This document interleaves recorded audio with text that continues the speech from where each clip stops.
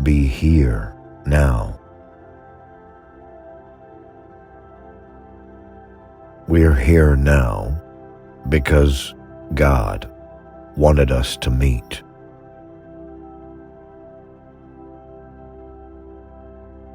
We're all just walking each other home. The quieter you become, the more you can hear.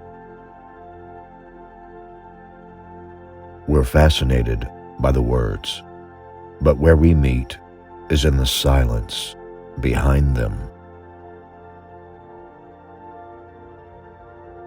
It is important to expect nothing, to take every experience, including the negative ones, as merely steps on the path, and to proceed.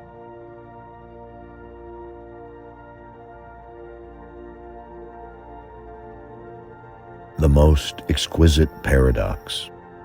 As soon as you give it all up, you can have it all. As long as you want power, you can't have it. The minute you don't want power, you'll have more than you ever dreamed possible.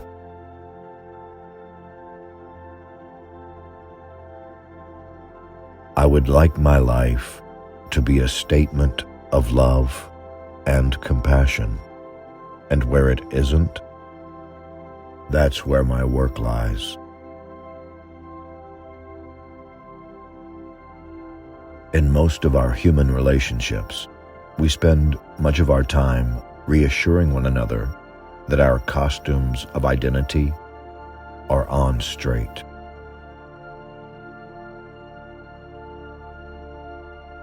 The heart surrenders everything to the moment. The mind judges and holds back.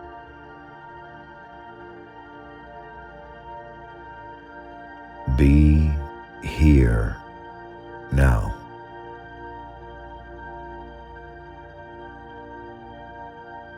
Treat everyone you meet like God in drag.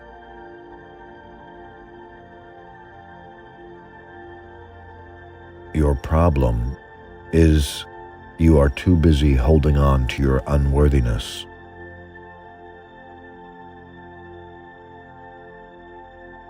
As long as you have certain desires about how it ought to be, you can't see how it is.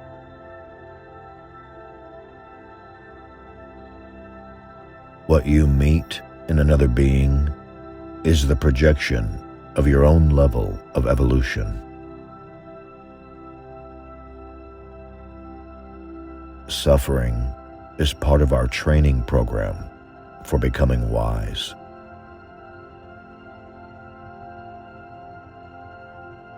The most important aspect of love is not in giving or the receiving, it's in the being. When I need love from others, or need to give love to others, I'm caught in an unstable situation. Being in love, rather than giving or taking love, is the only thing that provides stability. Being in love means seeing the beloved all around me.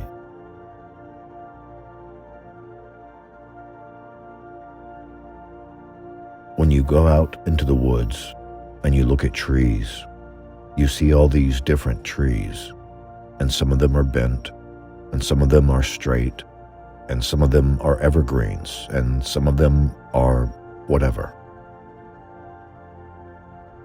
And you look at the tree and you allow it. You see why it is the way it is. You sort of understand that it didn't get enough light, and so it turned that way. And you don't get all emotional about it. You just allow it. You appreciate the tree.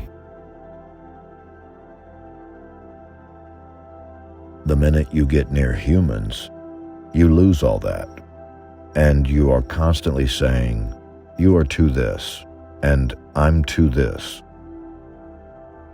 That judgment mind comes in.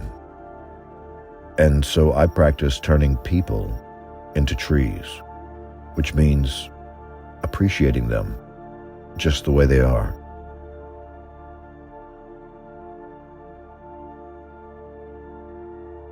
The spiritual journey is individual, highly personal. It can't be organized or regulated. It isn't true that everyone should follow one path. Listen to your own truth.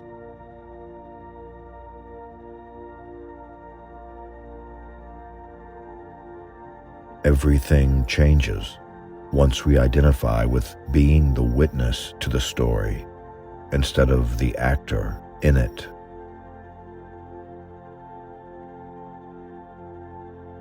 Only that in you, which is me, can hear what I'm saying.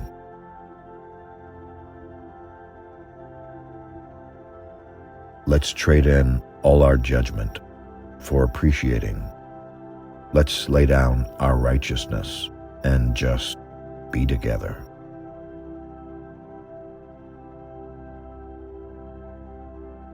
A feeling of aversion or attachment towards something is your clue that there's work to be done.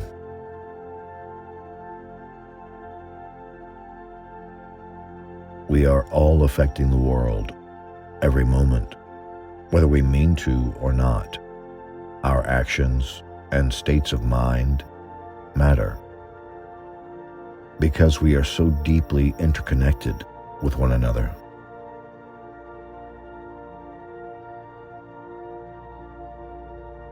The next message you need is always right where you are.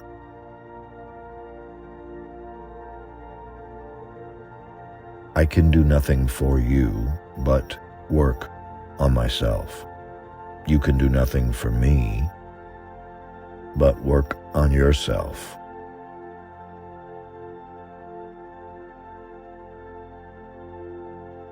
I would say that the thrust of my life has been initially about getting free, and then realizing that my freedom is not independent of everybody else. Then I am arriving at that circle where everyone works on oneself as a gift to other people, so that one doesn't create more suffering. I help people as a work on myself, and I work on myself to help people. The game is not about becoming somebody. It's about becoming nobody.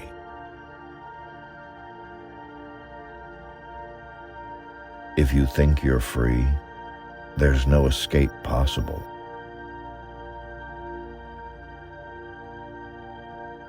Every religion is the product of the conceptual mind attempting to describe the mystery. I'm not interested in being a lover. I'm interested in only being love. Learn to watch your drama unfold, while at the same time knowing you are more than your drama.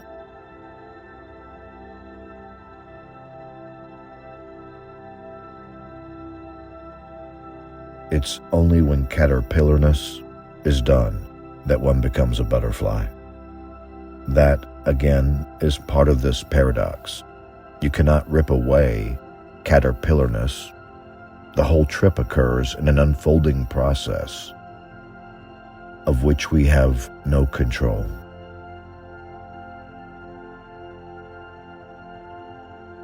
We're here to awaken from the illusion of separateness. Information is just bits of data.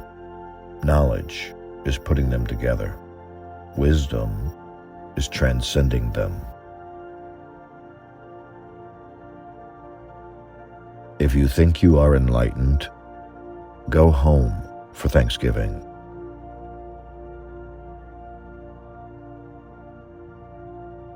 The resistance to the unpleasant situation is the root of suffering. It's all real and it's all illusory. That's awareness.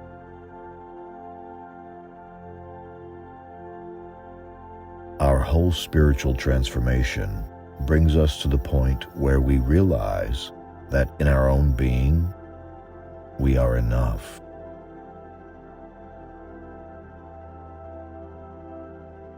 Everything in your life is there as a vehicle for your transformation. Use it. When we see the beloved in each person, it's like walking through a garden, watching flowers bloom all around us.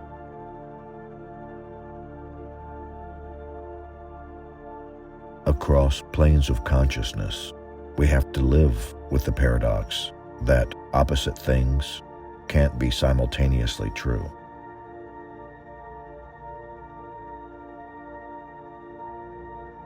It's very different because the Indians live as if they are their souls, and Americans live as if they are their egos.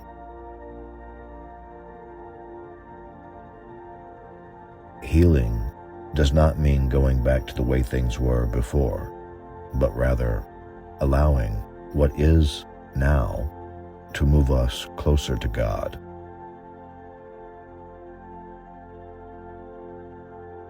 Our interactions with one another reflect a dance between love and fear.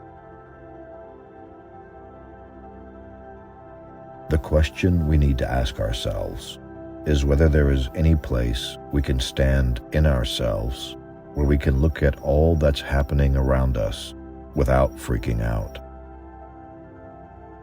where we can be quiet enough to hear our predicament, and where we can begin to find ways of acting that are at least not contributing to further destabilization.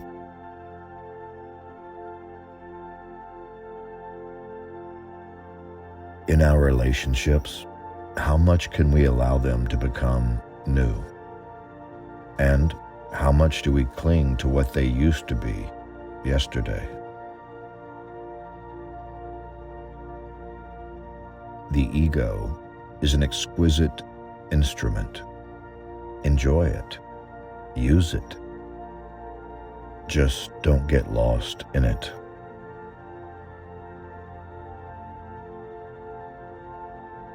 Suffering is the sandpaper of our incarnation. It does its work of shaping us. By acting compassionately, by helping to restore justice and to encourage peace, we are acknowledging that we are all part of one another.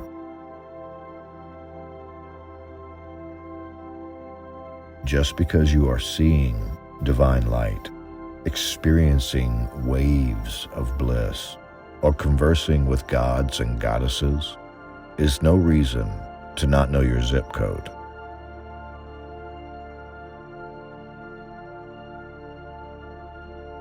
Emotions are like waves. Watch them disappear in the distance on the vast, calm ocean.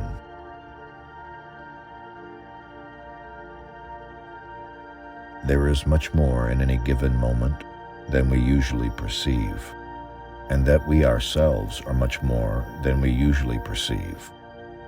When you know that, part of you can stand outside the drama of your life.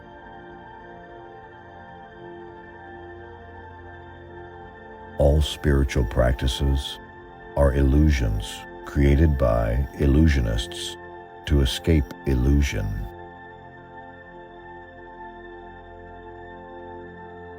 Compassion refers to the arising in the heart of the desire to relieve the suffering of all beings.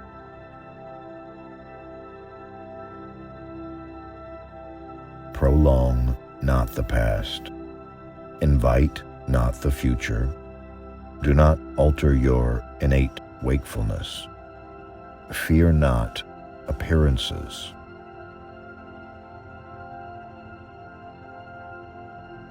Be here, now.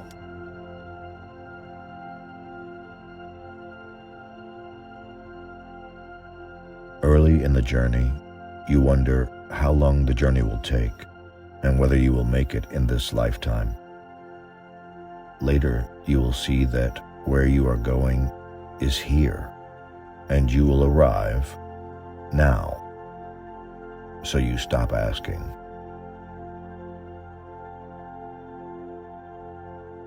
Psychedelics helped me to escape, albeit momentarily, from the prison of my mind. It overrode the habit patterns of thought, and I was able to taste innocence again. Looking at sensations freshly, without the conceptual overlay, was very profound.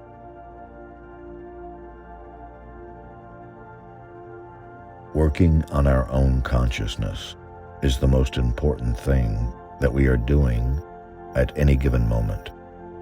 And being love is the supreme creative act.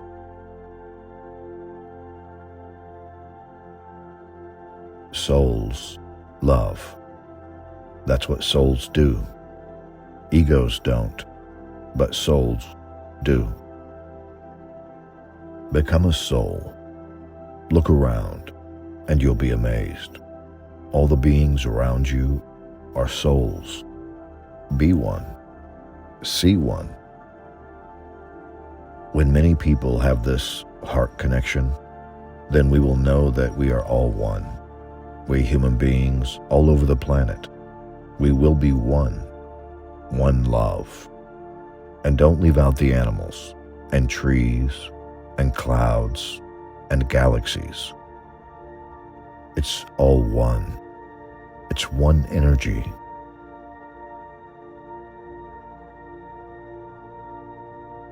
Spiritual practices help us move from identifying with the ego to identifying with the soul.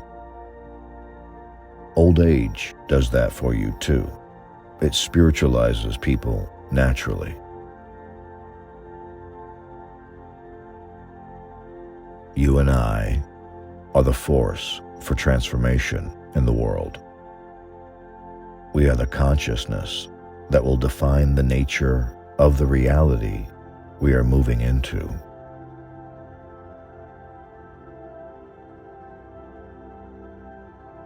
We are here now because God wanted us to meet.